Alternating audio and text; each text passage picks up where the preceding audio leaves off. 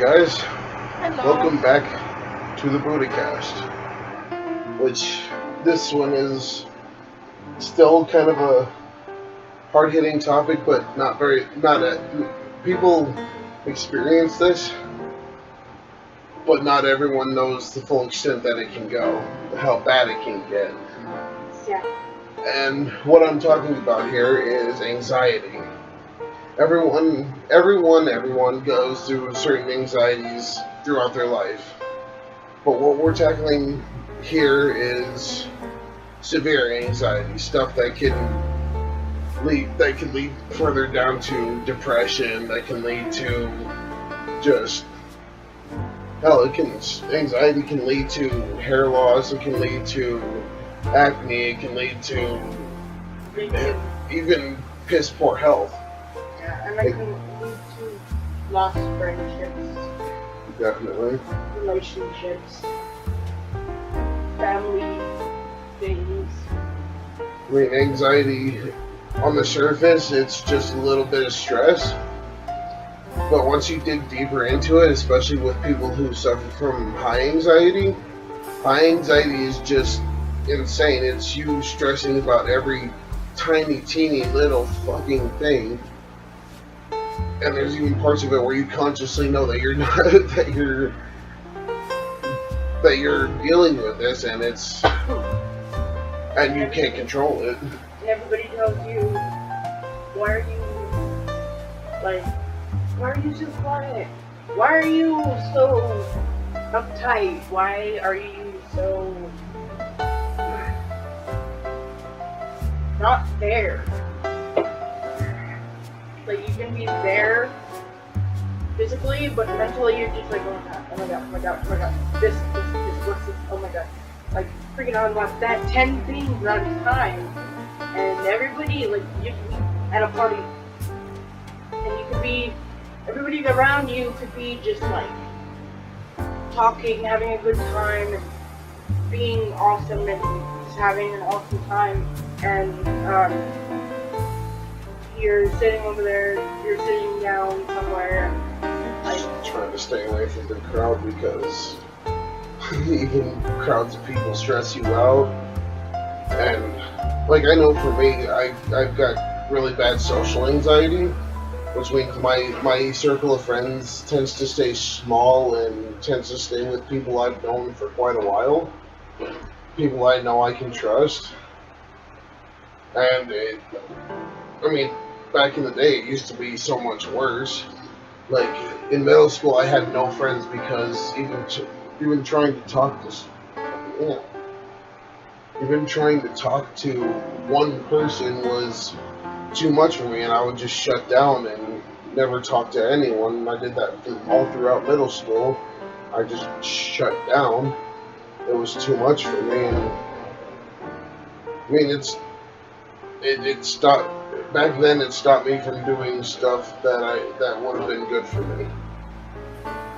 It stopped me from being social. First topic that we're going to start with is actually identifying certain things, because with anxiety, we can bring up panic attacks and anxiety attacks, and they are a very real thing, and it causes people to start hyperventilating, it causes them to start panicking, it sends their body into flight mode, because it's a situation that their brain isn't set up to deal with, or that they haven't never learned to deal with, and it takes time. So the first topic is identifying people with high anxiety. And like I said, everyone goes through anxiety at certain points. Everyone goes through anxiety at certain points in their life. It's a natural thing. But some people's brains are wired to panic quite literally about every fucking thing. And there are ways to identify this. One of the ways I've noticed is if someone's going through a moment of high anxiety, their eyes tend to dart, they tend to stick close to entrances and exits to wherever they're. Like, if they're in a bar, you'll see them find a table by the door if it's quite packed, or if it's a club or a concert hall, you'll see them standing on the outside of the group, near an exit or near an entrance or in an open area where they can, so where they're not so crowded, because it makes them nervous, it makes them stressed, it makes them anxious to be around that many people. Okay, you said it would be a restaurant. If somebody would be in a restaurant and everybody is, and it's kind of close quarters, and everyone's talking and having a good time, and like the noise level is fairly loud, and you're hanging out with people who don't really, you don't know fairly well, but you're trying to get to know. Decently acquainted with, but not friends with them yet, I guess. Or Yeah, well, acquaintances. When you're hanging out at a restaurant and you're with acquaintances and they've invited you to dinner and at a high noise area, and you start to It's like an audio overload. It's pretty much. And I can relate to that definitely, because like I try to avoid large crowds. That's why I tend to stick more to like dive bars and small restaurants and little out of the way places, because it's quieter. I've tried. Like, there's a couple bigger restaurants that I can go to that are not as loud, but that they're more secluded, more for quiet talking and just pleasant conversations and stuff like that. But I could definitely relate to that, because anyway, way off topic again. Anyway, meanwhile, so that's, and especially when someone's going through the auditory overload, like too many people are talking at once, and then there's people people away from the tables are talking to them, or talking, as well as the people at the table are talking to them, and it's all too much to grasp, and the noise just gets too much, and it overloads you, and you start to from personal experience, and also from experience. See, in my personal experience, I would get really quiet, and I wouldn't talk to anyone. I would kind of just shut down and start, like, my brain would go into a reset mode, and I'd kind of just try to center myself as. And my experience, I would get it would be so loud for me. I would start to hyperventilate, and I would start to feel very lightheaded, and I would really,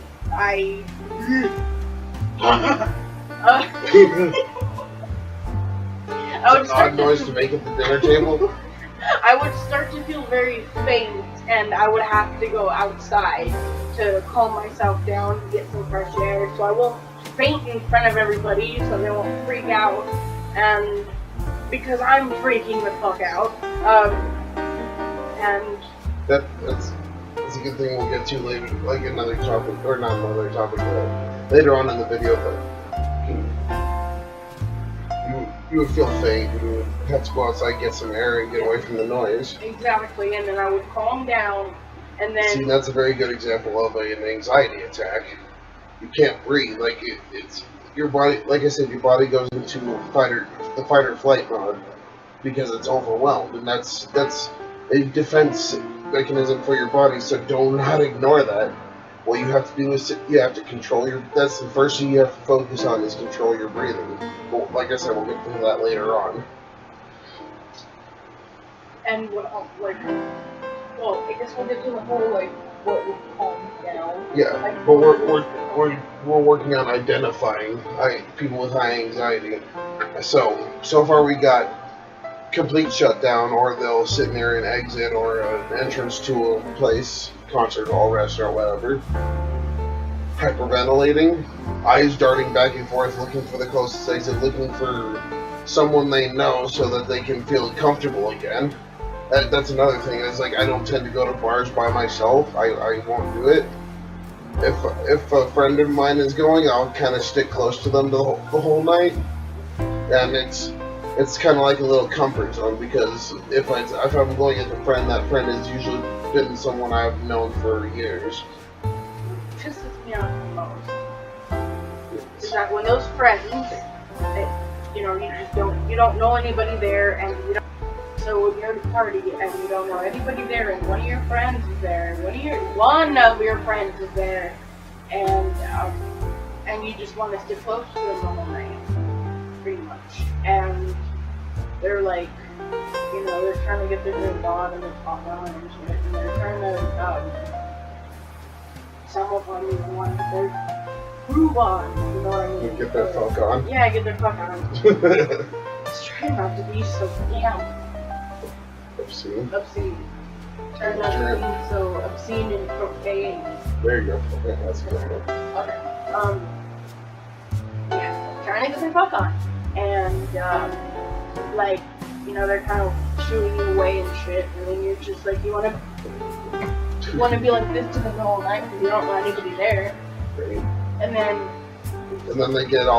sometimes they get mad at you, it's because you're following them around. Exactly, and like, I've also had ex-friends who, like, I've gone to a bar with them and just kind of wandered around as they wandered around, and then they fucking give me shit for it. They said it's like I was following them around like a fucking wounded puppy dog. It's like, it's because I don't know anybody, and it makes me anxious as fuck to be in this fucking place. I almost said the name of the place, I'm not going to.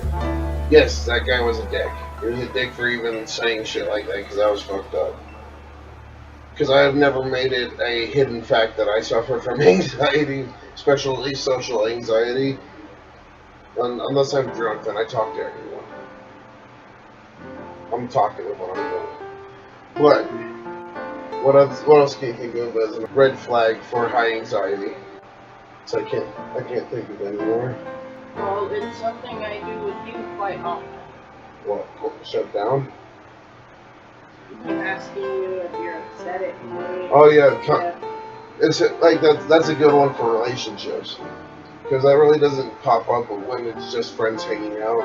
That's also part of the anxiety life. Part. That's also what's been happening. That's also like the result of life events and that's happened in my life and stuff. So yeah. It's a contributing factor to why people have such high anxiety, because of things that have triggered that anxiety. And you don't want to seem, the shit that causes anxiety over time is pretty much, it's a collect.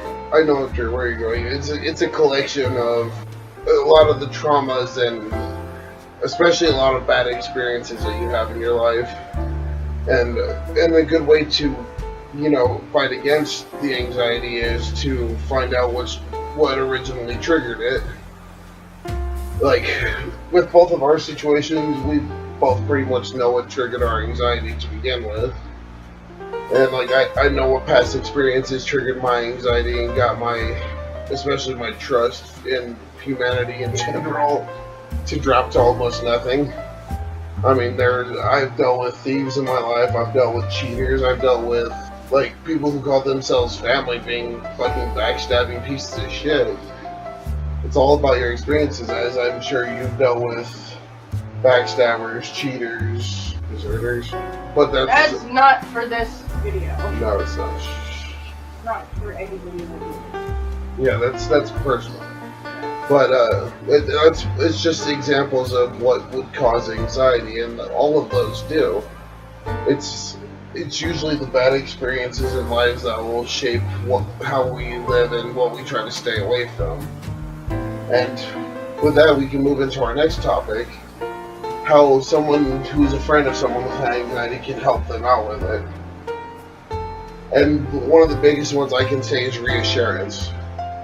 And that goes with relationships as well, is I have to keep reassuring her that nothing wrong is going to happen. And I have to keep reassuring her that everything's going to end up fine. It may not be setting in right away, but over time it will. No matter how fucking frustrated and how angry I get, it'll help.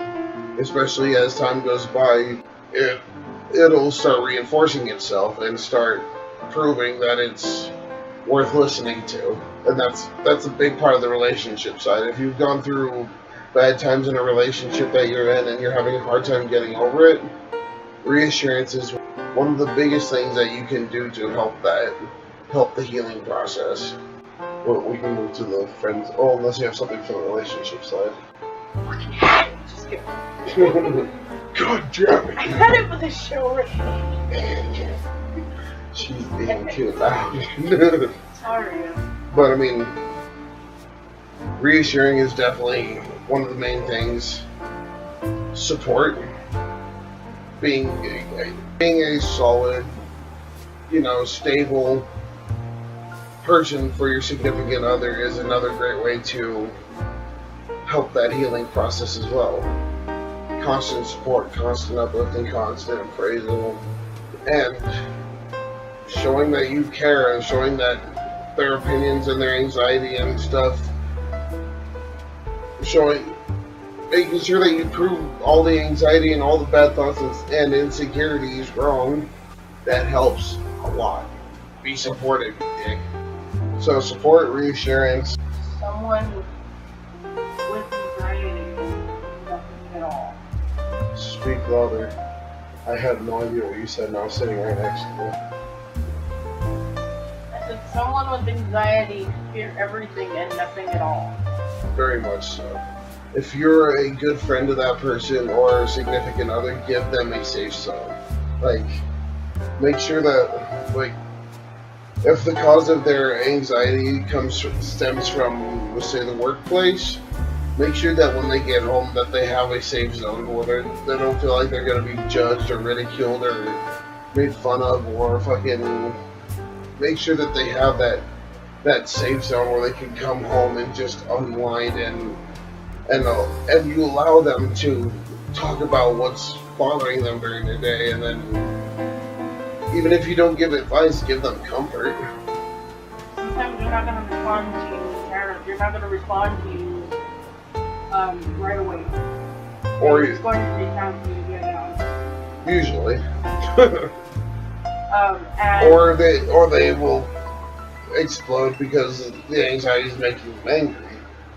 And that's one of those things you have to don't just jump to the conclusion that they're being pissy and that they're fucking just an angry piece of shit. Just let them vent and calm down, and they'll be perfectly fine again. They just need to release all the bullshit that they just went through or that they've been going through. Just let them vent and don't take it personally if they're getting angry, because after they're done venting, they're gonna feel bad about it, and they will come apologize and tell you why it all happened. Someone who suffers from high anxiety will have so many thoughts jumbling and fucking jumping around inside their head, and it's a combination of all the bad shit that's happened that day that it will all just kind of explode out of their mouth, and as soon as it's gone, that stress and that pressure is gone. So that's another good way to help. If you know someone with high anxiety, let them vent.